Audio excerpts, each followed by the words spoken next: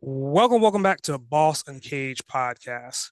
So today is going to be a very interesting episode because we're going to be talking about finances, but we're dealing with a foodie and we're dealing with a world traveler. So it's going to be a little bit of a twist on finance, more in those spectrums and spaces. And obviously, we're talking about saving money and everything else, but I think this is going to be a very fun conversation because I'm as well a foodie and as well a traveler. So with that, I like to give whoever I'm talking to a particular nickname. So today, Eric's nickname is going to be the Abundant Boss, which is kind of a play on his company's name. So I want you to kind of talk a little bit more about you and tell us a little bit more about your company and what do you guys do? Yes, thank you, SA, for the introduction. I am the Abundant Boss. I am the founder and CEO of Abundo Wealth. We are a radically different financial planning company. I know when people hear the word financial planning, they cringe. They think of a terrible salesperson, very likely. And our goal is to change that perception. We are trying to do financial planning in a very honest, fair way where people feel like they truly have somebody that's working with them to help them achieve their financial goals. We don't sell anything. We don't take custody of their assets and charge them a fee for that. All we do is give honest advice for a low, transparent fee. And this model, well, it sounds simple. It never existed before.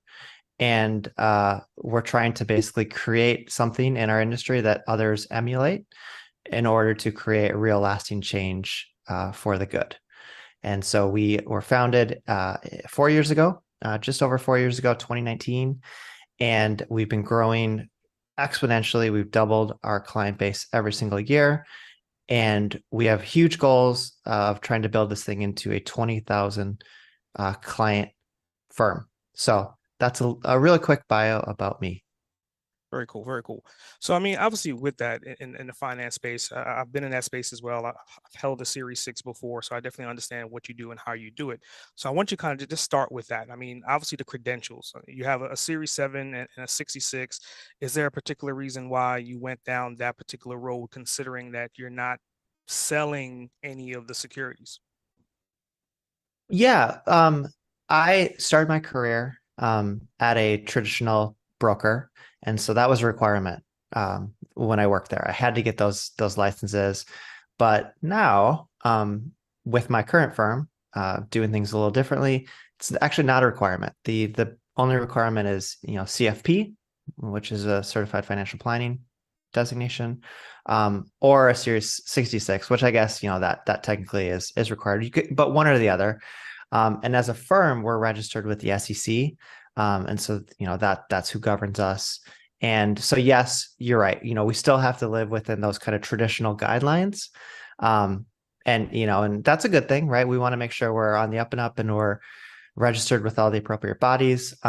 But after that point, we are different, right? And the advice we give is different. And I think the thing that surprises people is, yeah, we like to teach our clients and empower our clients on how to manage their own finances rather than just taking it over for them and charging them a fee to do that. Great, great. So, I mean, you brought up the keyword of fee a couple of different times, and I think you definitely pride yourself in that. So, I want you to kind of talk about like your flat fee model. Like, how does that work, and how does that benefit the ideal client? Yeah. So, okay, perfect. If you decide to work with a financial planner, and let's say I'm just going to throw a round number out. Let's say you have $500,000. That advisor is typically going to charge you 1% of that amount per year. So that's $5,000 right off the bat. On top of that, you're going to be probably paying an additional 0.5% in other investment related fees. So that's another 2,500. And then that advisor may also sell you like insurance, annuities, other things like that, which are going to add up on top of that 7,500. Okay. So right off the bat, you're paying, close to 2% probably of your overall investable asset pool, which is a big number when you really actually look at the dollars and cents of it. But then more than that, that number is going to go up every year as your wealth grows, which it will because you're saving money, you're adding money into it. And I'm just of the belief that number one, that number is usually going to be too high for most folks. Like there's no reason to pay that much. And number two, the advisor isn't doing that much more work for somebody with, say, $1 million than somebody with $500,000. Really, I can tell you they're not doing double the work. So why are they getting double the fee? And so what we do is we charge every single client the exact same fee. It's I would say, a tenth of what I just illustrated in terms of cost, and it's transparent and it doesn't go up as your wealth grows. And you know what you're paying. You don't have to worry about, again, any of these hidden fees. Great, great. So, I mean, that kind of leads us into like one of your statements about being conflict free and financial planning. So, like, I want you to kind of itemize out like the conflicts that, a usual financial planner would have to face with a client. Yeah, perfect. So, okay, you've got $500,000 with your advisor. You reach out to them and you say, "Hey, I'm thinking about paying off my mortgage. I would love to free up that payment. I feel really good about being debt free. Is that a good idea?" Now, that advisor knows if you do that, um, let's say it's $300,000 you're going to pull out of your accounts with them, they know that they're going to be losing $3,000 a year in revenue by telling you to do that. So I'm not saying they're gonna tell you not to, but they have a conflict, right? They have a decision to make. Either do I take a revenue hit or do I tell this client to do what maybe is the right thing for them to do in their situation? And that's just something that is gross and icky, and we wanted to avoid. We want to just make sure that whatever we tell them, it's truly what we believe, and there's no potential issues with conflict. So that's one example. There's dozens and dozens of other examples. If a client has a need for insurance, right? That advisor may sell them different types of insurance that has higher commissions, versus if we identify a need for a client to get insurance, we're going to just try to find the absolute cheapest policy out there in the world for them, because we're not selling it. We're just working with them to try to find the best policy. So yeah, I mean, those are just a couple quick examples of where conflicts can lie, and yeah, and we don't want them. We're trying to get rid of them. Yeah, I think it's definitely interesting. And I mean, obviously, you're talking about FINRA and you're talking about suitability, and FINRA is supposed to govern that, right? So it shouldn't play into it. But I mean, to your point, it's always an issue, kind of talking about the bottom line of a business. So that kind of leads me to like your values. I mean, you guys believe in honesty, innovation, generosity, and helping people. So I really want you to kind of like talk about the generosity aspect, because you usually hear about money, and the only time you hear about generosity is when you're actually donating money to particular funds or into some 501(c)(3). So what is your definition of that? What would you guys do? Yeah, I think it's twofold. The first is just generosity in the sense that we're trying to keep our costs as low as humanly possible, to try to work with people who maybe were underserved traditionally or didn't have access to advice. Our margins are smaller than obviously most financial planning firms. And we're doing that very intentionally because, again, we want to grow and we want to help as many people as possible. And so I believe that, that kind of falls in line with generosity. And then the second thing is, we're trying to be just hyper friendly to our existing clients and to our network, where, if clients, in the past, clients who've lost their job, we voluntarily said, "Hey, let's stop, let's pause your monthly subscription fee. We're still going to give you advice in the meantime. We're still going to keep doing what we've been doing, but let's just wait till you get a job before we restart that, because we want to help you out."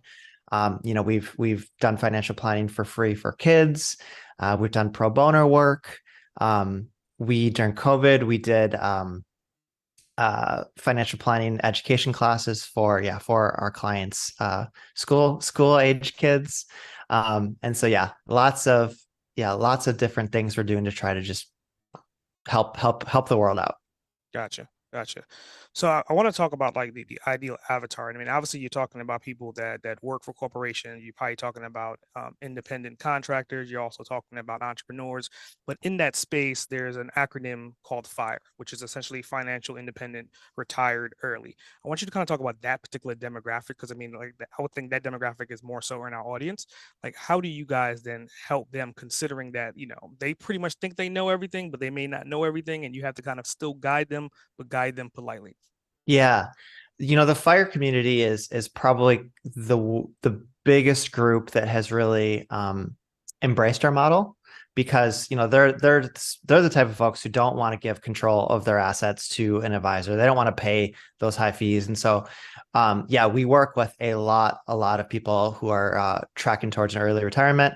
And in fact, we actually hired about a year ago an advisor named Chris Mamula, and he wrote the book Choose FI, which is one of the kind of foremost books and movements around financial independence. And so he's a real industry expert in that space, and he's actually on our team as an advisor. And so that I think has also in turn attracted people to us. And yeah, I mean, we're happy to just do a look over at what somebody has going on in terms of where they're saving money, what they're imagining their withdrawal strategy is going to look like, how they're managing their tax strategy, and then yeah, we give them objective advice on some changes they can be making to optimize things, and then we've had really good feedback that's exactly the service they were kind of looking for, and they didn't feel like they had to give up control to do that. I think it's definitely interesting. So with that, I mean, obviously you're talking about these multiple different certifications. We talked about the series. Like, what goes into getting an actual certified financial planner, a CFP? Like, what's the behind the scenes on that? Yeah, specifically to get the CFP, it's two components. There's an education component, so you have to take the CFP coursework, and then actually pass the CFP exam, which is a fairly intensive exam at the end of that. And then, assuming you've passed that exam, you need to have 3 years of industry related experience. And once you've have that as well as have passed the exam, then you're able to actually be a certified financial planning practitioner um, with the CFP board. Hmm. So, I mean, obviously, I think that, we're talking about numbers indirectly, and come with numbers comes a lot of different stress, like juggling or comprehending someone's value and where they should kind of put their assets. So, which just leads me to you are heavily into meditation. So, I want to kind of talk about like how has that kind of balanced you out and kind of kept you kind of low key and even key when you're dealing with other people's finances. Yeah, thank you for asking that. That's something that I don't often get asked. And yeah, I mean, meditation has played a big role in my life for probably the past 10 years. Um, and you're right, finance is stressful. We see, swings in the market. We've had obviously a crazy 4 years with the COVID drop, and then the drop we had in 2022. And that can be hard when you're thinking about the fact that we as a firm are responsible for close to $500 million of advice, right? That's the wealth our clients have. And that's not only is that just a lot of money, that's also a lot of legacy, right? That's our clients' wealth, that's their kids' inheritance, that's their ability to achieve their goals. It's this real butterfly effect of what we tell our clients, matters to a lot of people. And so with meditation, I think what that's helped me do is just really stay, to your point, stay grounded, stay calm. If I'm having an especially busy day or a stressful day, I can just do a couple breaths and recenter myself, and that also helps me stay as a good leader for my team. And as a startup, a fast growing startup, I work a lot, and so I think if I didn't have that, I would burn out. I probably wouldn't have gotten this far as I've gotten. Very cool. So I want you to kind of paint a picture for the listener to envision you as adolescent, as a child. Like, what kind of kid were you growing up? Yeah, I was always a very mature for my age. I had an older sister who definitely did a lot with me, and so yeah, I mean, I was always the person who people thought, "Gosh, I can't believe you're only 12, right? You act like you're an adult." So yeah, always very mature. Of course, into sports like any other kid. Um, had great relationship with my parents and my friends. um yeah, really had just I would say an ideal kind of upbringing to create who I am today. So with the overlapping of finance and food, like when did you kind of realize that this love and these passion for these multiple things came into the picture? Yeah, so my wife and I don't have any kids. And we're that was intentional, and we're happy with that decision. And that has allowed us to travel, that has allowed us to explore different cultures, different cuisines.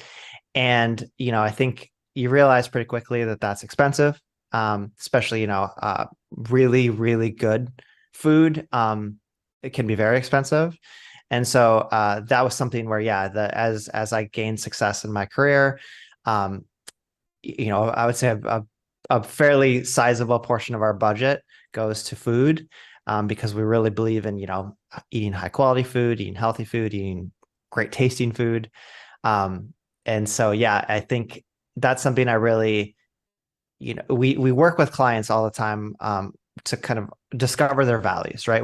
What's important to you as a person? Is it adventure? Is it health? Is it family? Is it, travel?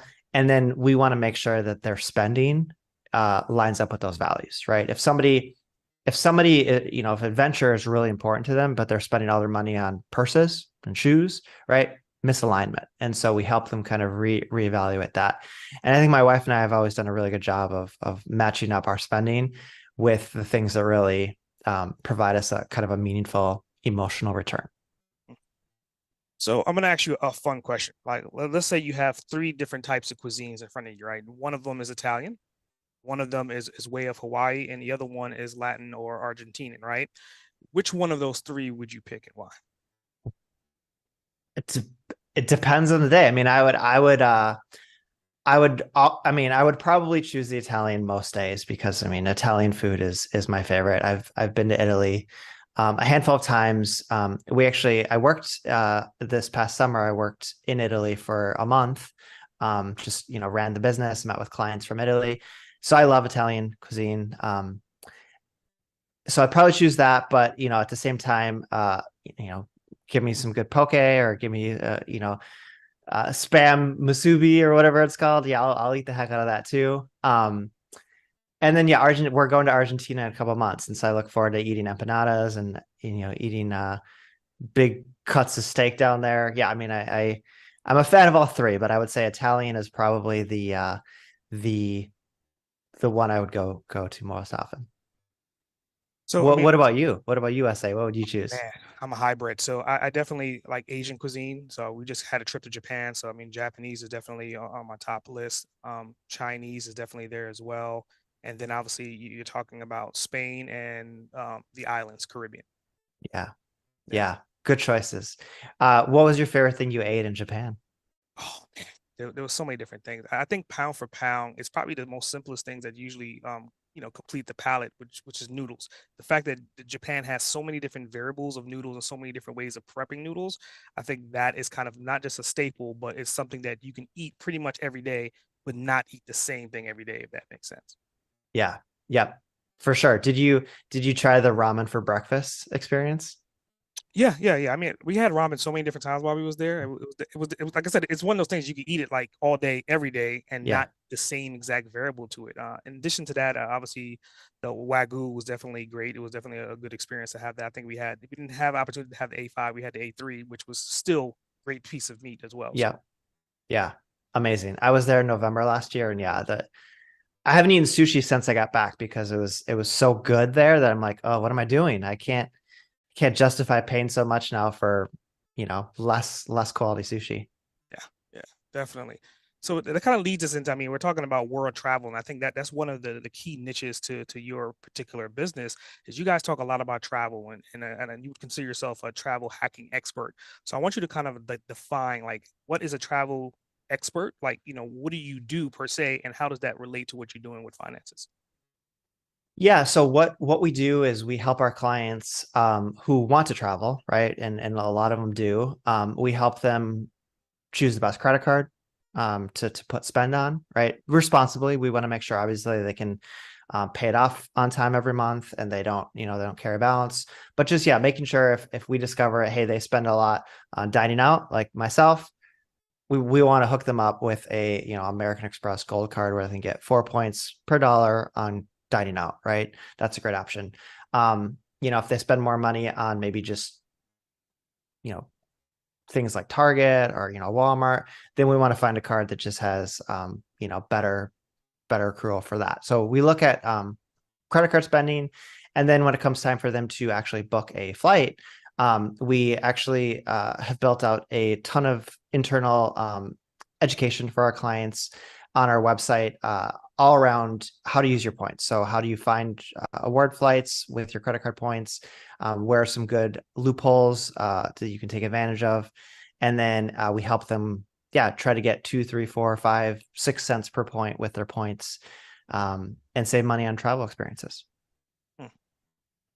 I And think it's definitely interesting because I mean, obviously that gives you a leg up because most people they want to at least think about traveling. So it's not only just about saving the capital and what to invest the capital in, and it kind of goes back to your motto of how you want to live life. So with that, right? I mean, obviously you're talking about staging it in a fashion to where they can kind of use their day-to-day capital to get points back on rewards. Do you guys dive in a little bit deeper to, okay, well, now you have your airplane ticket. Are you going to use the cards for hotels? Are you going to use the card for food rewards? And I want you to kind of just stage what would that look like for someone that's planning on flying overseas? What other elements besides the flight can you kind of maximize with them? yeah, and we definitely don't do that with everybody, because I think most people, that can get a little bit too complicated over their head to try to manage that on top of the stress of the trip.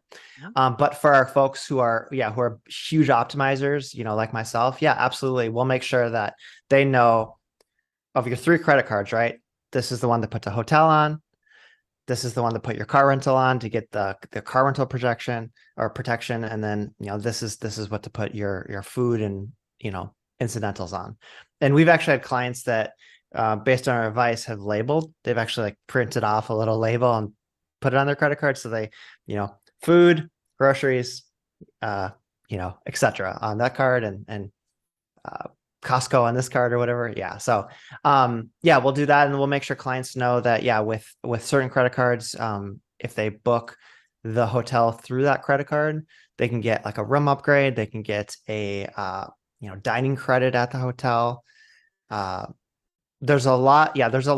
A lot of levels to unpack with travel hacking. And I mean, I've been doing it personally for 10 years, and, I'm still learning. I'm still discovering new things, and I think it's almost endless what you can do with that.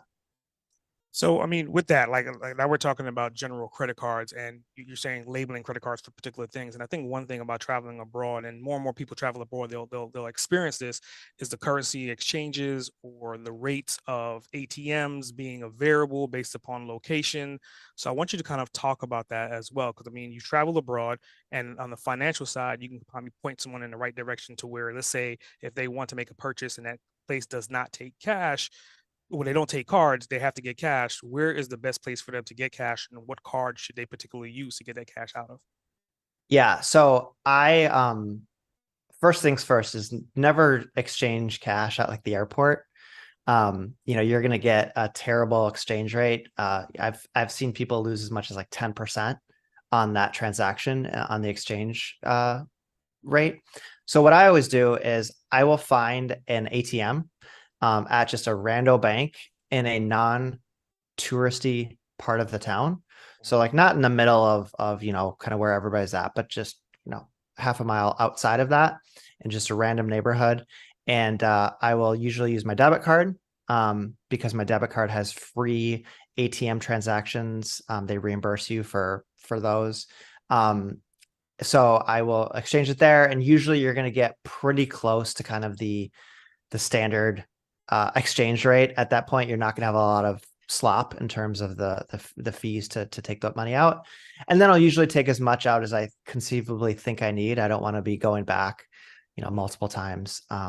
So that's how I do it. I found that's kind of the best combination of simplicity and, ROI.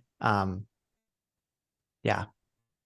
So let's just play devil's advocate with that. Let's say if they have opportunity to use their American-based debit card for a purchase abroad, and this is something that if you travel, you will definitely see. There's always the option to purchase it in your current currency or Hmm.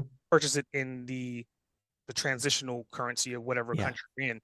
with that selection, obviously both of them may have different types of fees associated to it. Ideally, which is the best one to select collectively? Yeah, I mean, always go with the currency of the place you're in, because that's just another opportunity for at this point it's the credit card company that's trying to uh, peel off a little bit in additional fees by giving you a worse exchange rate on that exact transaction.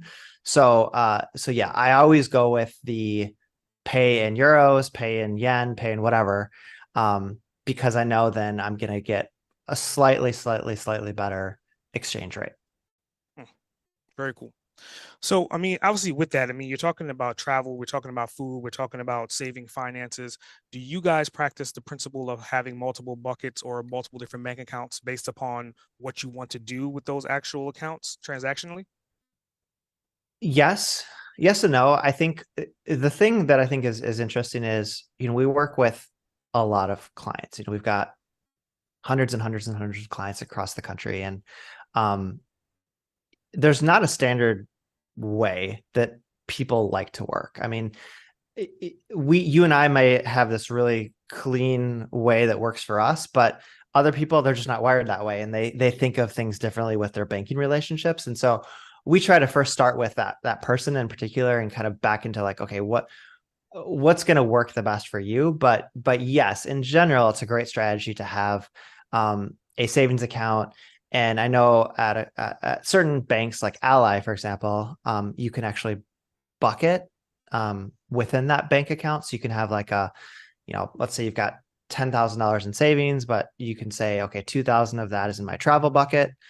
2,000 of that is in my new couch, new furniture bucket or whatever, right? So you can see it kind of earmarked in different ways, which is really nice because then when that expense comes up, people don't have as much stress around, oh no, I'm pulling out $2,000 from my savings. It was planned, and they feel good about that.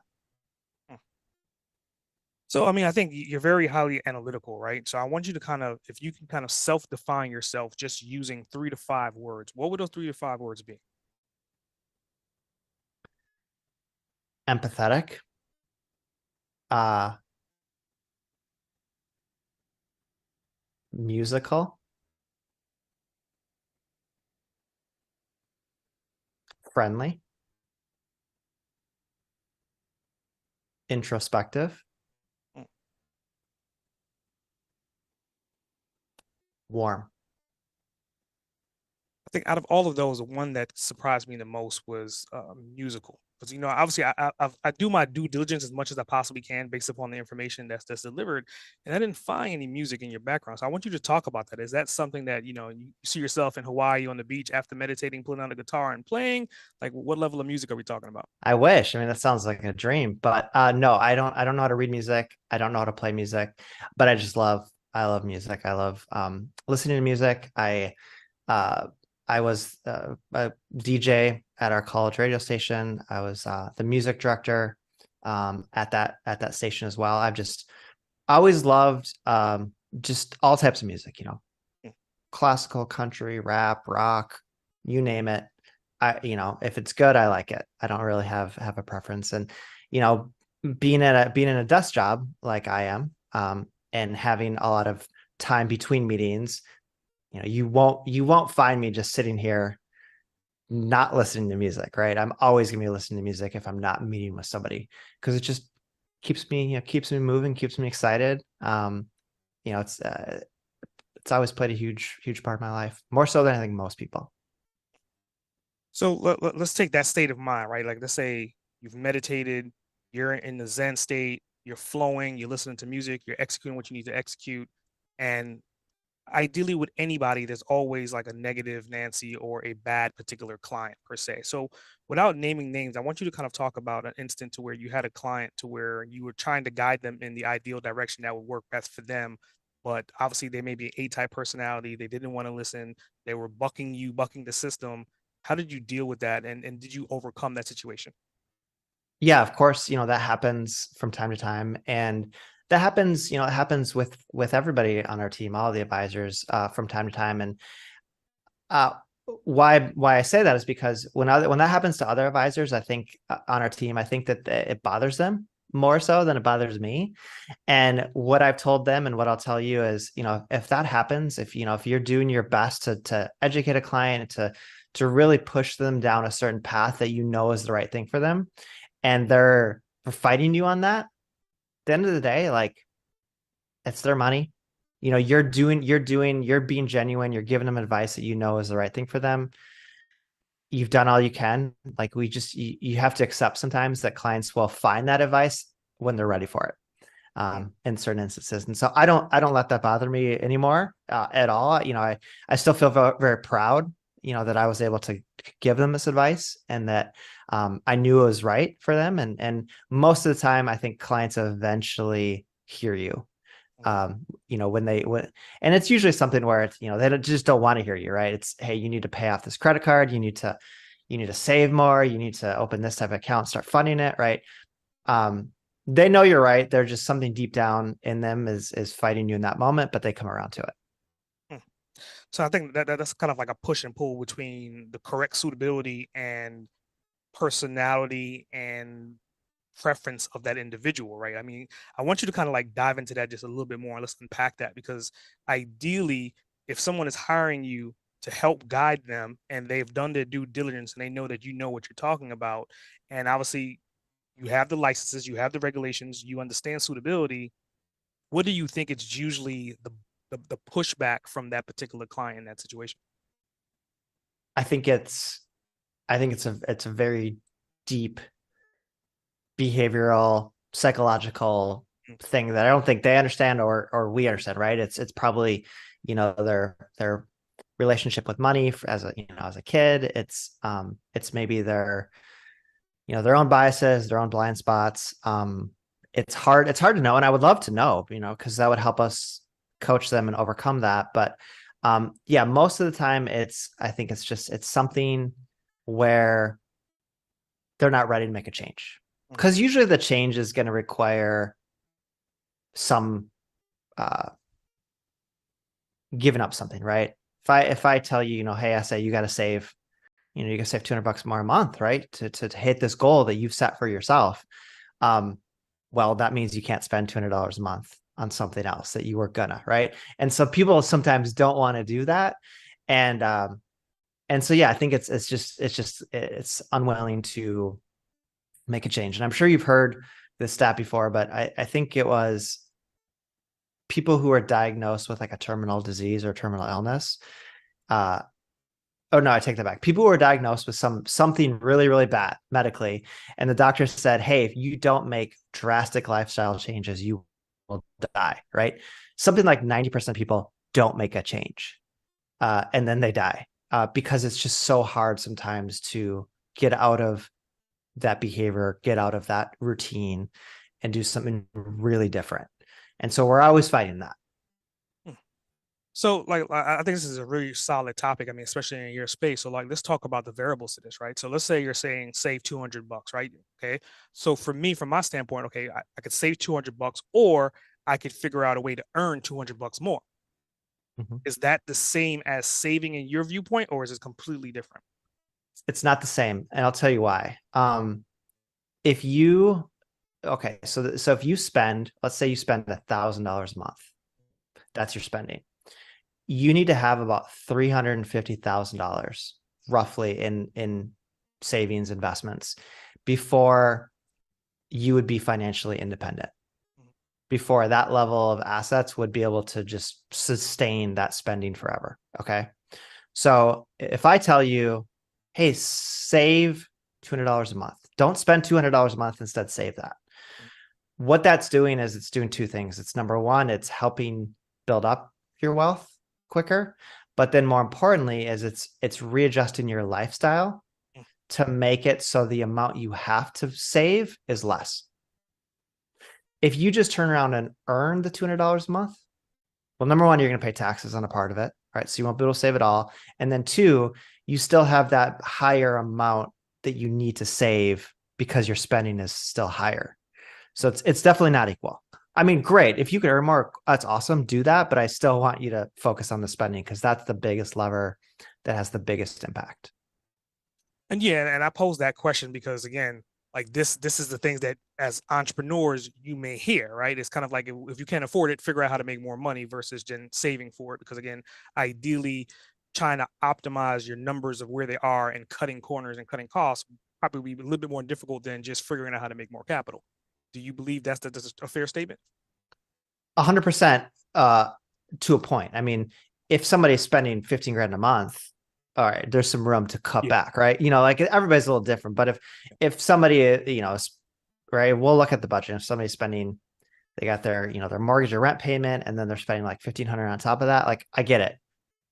There's probably not a lot more we can cut out, right? We got to look at trying to earn more or do something different there. But for the average person, I think it's a little bit of both. It's, hey, there is some room in the budget to cut back on some subscriptions or some certain costs, and then also, right, see what you can do about leveraging an additional raise at work or something like that.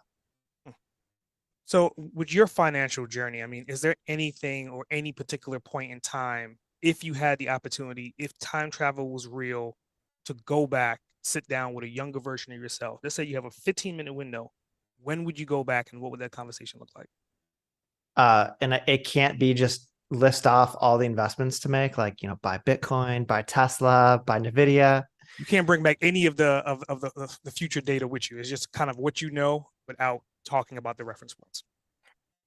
Um, again, kind of going back to that maturity that I had when I was younger, and also getting into personal finance. This is really what I started my career as when I was 22, and have been doing it for 15 years since then. There's not a lot probably I would change. I mean, we've made pretty good decisions along the way. We bought a house at the right time during the crash. We've done good saving. We've still lived in accordance with our values. I probably wouldn't make any drastic changes other than just, yeah, I can't think of anything. I feel very confident in what I've done. Great answer. Great answer. So, I mean, in that statement, you said we, which I think you're alluding to your wife. Yeah. And like in any situation like this, in this conversation, there's always a bipolar opposite and not usually on the same wavelength. So, is your wife your opposite, or are you guys like the anomaly to the equation and both of you guys are always optimizing and atomizing? We're much more similar probably than we are dissimilar. She is, because I'm so busy with my job. She's the one who handles a lot of the spending in the family. She'll buy our groceries, she'll buy our stuff we need for the house. So she's definitely, quote unquote, the spender, but she's not a spender. She's not out of control buying stuff. She's just buying what we need for the family, and that's great because that's what I would do if I had the time. So yeah, so I would say we are an anomaly. We are, connected at the hip, in terms of shared goals, shared values, shared everything. So, I mean, obviously, you guys are doing a lot of saving. You do a lot of travel. You're building up all these different memories. And again, earlier you said that you don't want or you're not planning on having any kids. So where are you seeing your legacy as far as when that time comes? What happens to everything that you've learned and grown and developed? What's your plans for that? Yeah, and that's something we think about, of course. That's a huge benefit of having kids, right? As you've got that. And so we spend time thinking about, do we want to work with charitable organizations while we're living, and then leave money to them when we die? Do we want to volunteer and have that be our legacy? Obviously, what I'm trying to build with Abundo is trying to leave a big legacy for kind of the world is my goal with that. And so, yeah, I don't have a strong answer yet because I still am young and we still are thinking about it. But we know that we want to be intentional Mhm. with that. And not just like have, you know, an exhibit at the zoo or something named after us, right? We want to do something that has the ability to help as many people as possible. Very cool. Nothing against those folks who want to have, the Oh, gorilla yeah. exhibit named after them. They love animals probably more than me a little bit. Yeah. Yeah. So I think your brand Abundo is definitely an interesting brand choice of name. I mean, kind of playing off of you being the abundant boss, and it's the same terminology. But why did you pick a Latin variation versus any other dialect for the name of the company? Yeah, because I was in Spain and I was eating at a restaurant called Fargo. And I remember thinking, this is silly. At that time I was living in Minnesota and, Fargo is associated with Minnesota. And I was like, this is weird. Do they know this is just like, a random city? And that got me thinking. That was just right when I was kind of forming the idea of Abundo. And my wife really liked the word abundance. And so I thought, you know what, let me just see what this translates to. And so I pulled up Google Translate and I just started at, the first language, Armenian or whatever, Albanian. And then I just went down the list, Mhm. seeing what word it translated to. And yeah, I got to Latin and it was clean, right? It was easy to say, it was easy to spell. I searched it, I Googled it. It was not taken by anything or anybody, right? It was very available, so I knew I could kind of own that space. And so I immediately went with it. It was like, yep, this is it, done. It's fun to say. Yeah. Uh, so yeah, I was very happy with that decision.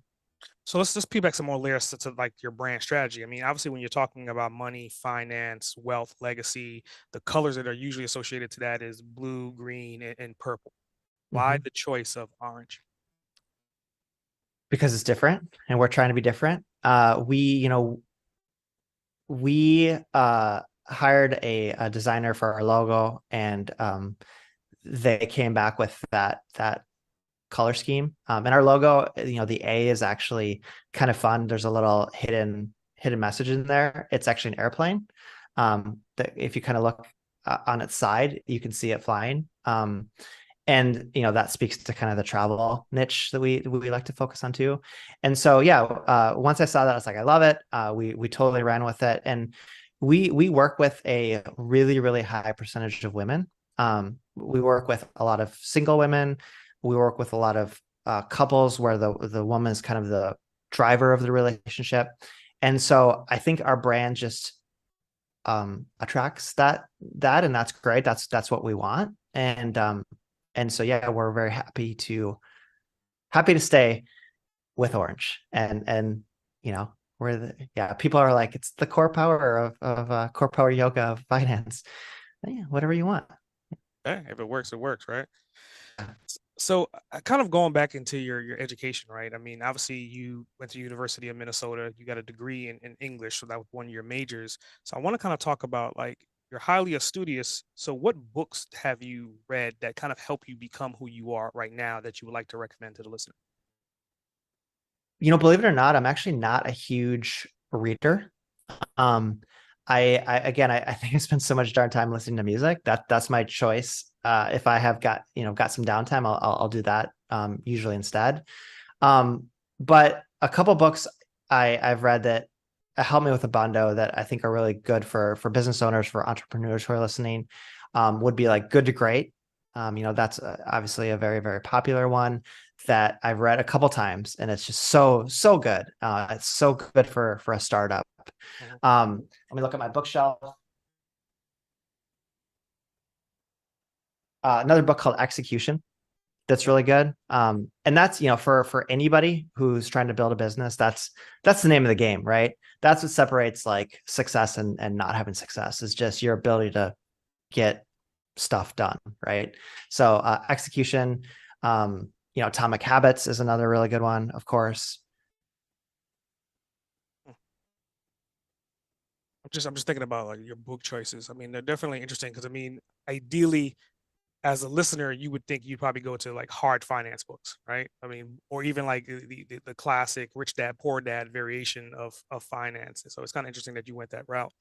So I mean, with that, if a listener is listening to you right now and they're vibing with you and then they love the fact that you love music, they love music as well, and they want to get in contact with you, where would you like to send them? Yeah, they can find us first and foremost at our website, bundowealth.com, ABUNDO wealth.com. They can learn all about us there. They can schedule a free consultation with one of our amazing advisors. They can also find us on social media. So we're on all the different social media sites, you know, Instagram, X, Facebook. Pinterest, LinkedIn, you name it. Very cool. So, and earlier you made a statement about you're more into music than necessarily reading. Have you ever tried to listen to like an audiobook and music at the same time, like an overlap of both of them at the same time to kind of get the music, the vibration of the beats, but at the same time get the information from the context? No, that's really interesting though. I've never even thought of that. I've never thought of that, but I'm thinking I do sometimes listen to like frequency Mhm. sounds. So different, different hertz that have, kind of different medicinal, so-called benefits. And yeah, that could actually pair quite nice, listening to one of those and then having a book going on in the background. I Mhm. think I would have a hard time listening to like, rap or rock or something like that and then listen to a book, but I could definitely see classical or frequency stuff. Yeah, more instrumental based, I would think. Yeah. Even probably some bass lines. Yeah, Yep. definitely. So, I mean, with that, I want you to kind of talk to the listener. You said obviously you deal with a lot of females, right? And you're dealing with people that like to travel. What words of wisdom do you have for that individual to say that, like steps and procedures on how they can kind of live the life that they want to live, save the money they want to save, and at the same time work whatever career they choose to work? First thing I would say is it's never too early. It's never too early to start focusing on this, right? Most people think I can't even start to think about financial planning or financial, wellness advice until I have wealth, right? Like I need to have the money before I can think about what to do with it. But that's a huge misconception. And first thing I would say is the best time to start getting really serious about your finances is now, is before you have the wealth theoretically, because then you're making the right behavioral decisions, you're building that foundation to be really successful later on. So I would say, what are some really good core things that everybody can do is, first and foremost, know how much you spend. uh, I'm not saying you need to like become a hardcore, everyday budgeter, but at least once every 6 months, once a year, audit your spending, find out, what are you spending? Has it gone up? Has it gone down? Is there anything in that budget that you can cut out or you can optimize? Anything there that you want to spend more on because it's really providing a huge return to you. So know your spending is the first thing. Second thing would be, if you have a job and your company provides you with a retirement plan and they give you a match to save into that plan, to definitely do that, right? That's almost a no-brainer. Try to get at least the full match that your company offers you because it's free money. If you've got any credit card debt that you're struggling with, look at solutions there, like doing a balance transfer. There's a lot of awesome cards that have a 0% promotion for, let's say, 18 months, right? So you can move your credit card balance to that card, stop the interest, and then just make your payments for the next 18 months to pay it off. Mhm. That could be a huge savings for folks. Um, HSAs are great. I think a lot of people are starting to realize that, but we look at medical plan options for our clients, and I would say 90+% of the time, the HSA plan is the one that's the most cost effective in any scenario, right? Like having a really healthy year, it's cheaper, but also if you max out your deductible, it's still usually cheaper. So don't sleep on the HSA plan. If you sign up for that, make sure you're actually saving into the HSA as well. That's a huge component of that. So those are some really, I would say, like foundational things that so everybody can kind of look at.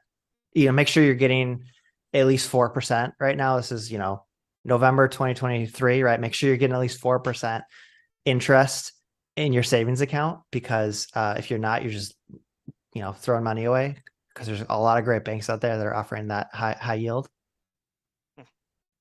So with that, I mean, the next phase of this particular conversation would be kind of like software. I mean, ideally, what you do, you have to be able to document and stage particular things in a particular fashion. And obviously, with travel, you probably use things like Scott cheap flights and stuff like that. So, what recommendations would you like to kind of talk about the software of what you do and how you do it? If you didn't have access to it, like, what would you be doing? Yeah, so we're building a lot of our own tech and a lot of our own software in house, and so we have some awesome tools that we're using with clients, to, like you said, kind of frame, hey, here's your action items, here's what you should be looking at. We call it their financial story. So we lay things out for clients in that kind of by chapter, right? So this is chapter one is building your financial foundation. Here's your action items to do. Chapter two might be, protecting your legacy or protecting your family. Here's the action items and things to do. So that's what we like to show clients. But if you're not working with us and you're just looking for really good resources, I think that Rocket Money is really good. Rocket Money is an awesome budgeting app. There's been, budgeting is hard to find. Like, Mint has its, well, actually, Mint no longer exists, but Mint had its issues. YNAB is another good one, but a lot of people find it to have too long of a learning curve. And Rocket Money just kind of is that really nice crossroads of like ease of use, but also it's really robust in what it shows you. Um, so that's a good one. You know, Personal Capital is a really is a good kind of full all-in-one suite to kind of look at your net worth and track your progress. Um, those are two good ones. So, I mean, with that, the additional add-on, this is posing a question to you. Do you think like the passive investment scheduling, as far as using a debit card and rounding up automatically and then putting that capital into another account, is a feasible way to indirectly save? Of course, yeah. I mean, any savings is good savings, right? So yeah, if you're, even if it's 30 cents, 50 cents, 80 cents, it adds up. It's probably not going to get you to retirement. That can't be your only strategy, but yeah, I mean, I can see that easily over your lifetime, adding an extra $10,000, $20,000 to your net worth, which, it's a couple trips in retirement just by rounding up. Yeah, yeah, definitely. So I want to kind of think about, if you could spend 24 hours with anyone, and this person could be someone that you've met, someone that you've never met, there's an opportunity for you to pick their brain, right? For 24 hours, who would it be and why?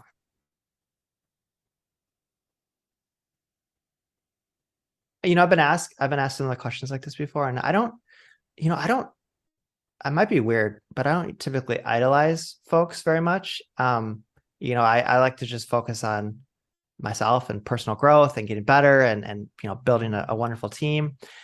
I would probably, if I could meet anybody, I'd probably meet maybe like the Dalai Lama.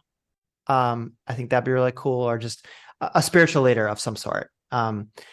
Because I think that the wisdom they could share would be uh, really powerful and really kind of grounding for me. I would choose that over, over a sports figure or a politician or, you know, um, anybody like that. Okay. Okay. It'd be that, or like a distant relative who I've never met, like, my grandpa or something like that who passed away before I was born. Very interesting. So let's just play down that road. So let's say if you had an opportunity to meet your grandfather, and let's say it's on your last days, right? And Mhm. you have an opportunity to be anywhere in the world. Okay, you've done a lot of traveling, and essentially you know this is going to be your last meal. Where would you be, and what would you be eating? For my last meal. Yep, and last location. Yeah, I would probably be, the first thing that popped in my mind was Hawaii. Um, and there's a restaurant in Kauai, the island of Kauai, that it's very popular. It's a tourist restaurant. It's very popular, but it's called the Beach House, and it's in the south part of the island, in kind of Poipu area. And gosh, it's like the food isn't the greatest, but man, that location is so good. It's just right on the kind of a little point overlooking the ocean, and I've been there a couple times, and I find it so relaxing, and the food's good enough that I just think that'd be a nice like last meal, right? Just sitting there looking at the sunset over the ocean, eating a Hawaiian fish. Life is good. I wouldn't hate that at all. Yeah, I could definitely see that. I mean, like, beaches are just one of those locations. Like, every beach has similarities, but they all have this unique factors that, again, if based upon where you're located, you may never ever to see that opportunity again in any other location. So Yeah, like a different feeling, right? Different vibe. completely, completely. I mean, to your point, I mean, obviously, Caribbean is completely different than Spain, but the temperatures could be very similar. The humidity could be similar, but the views are completely different. Hmm. Yep. Color of the water is a little bit different. The waves are a little bit different. Yeah. So going into closing, I like to give whoever I'm interviewing an opportunity to become the host of Boss and Cage. So now the show is yours and I'm your guest. Do you have any questions that you would like to ask me? Man, I'm a podcast host. Okay. Um, tell me, SA, tell me if you could meet anybody, because I thought that was a wonderful question. If you could meet anybody, past or present, who would it be and why? I, People have asked me that question before, so I try to give unique answers every single time because I mean, there's a plethora of people that I would like to meet. I think for right now, of where the stage I'm at, I've always said Jay-Z, but I would think in this space and time would be RZA from Wu-Tang, just because they just hit like their 30-year anniversary, and considering like his contracts and his agreements that he foreseen early on to say, okay, guys, I'll have full control to do whatever we need to do to get this team of individuals that were never done like this before to another level. And part of that is distributing each individual on separate different labels, which was not done at that point in time. And how did he even come up with that? Like, I would love to sit down and pick his brain to kind of, because it hasn't been done and it was only done really one time at that scale and at that magnitude. Yeah, that's awesome. When you said that, I thought, oh, you're just a big fan, right, of the music. But then actually looking at it from a business standpoint, I think is super cool. Um, I have another question, and this one you probably haven't been asked before, but we like to ask all of our clients this. What is your financial why? My financial why? I think that's an interesting way to pose that question. And I would say it's not necessarily for me to build only personal wealth, but is to essentially train other people through the capital that I'm raising on how they can build their own wealth. And I would do that through my vehicle of mass communication. Love it. Love it. Cool. Uh, those are my questions. Cool. Well, I think today was definitely a diverse day. I mean, we definitely talked about finance, but I think that the real big twist in who you are is the sense the love for food and the love for travel, which is something that is kind of goes hand in hand with finance, but most finance people don't really dive and develop into that particular space. So I'm definitely happy that I had opportunity to interview you, and I look forward to seeing where your next adventure is going to take you with the finance and with travel. Thank you, SA. Appreciate it. Right. SA Grant, over and out.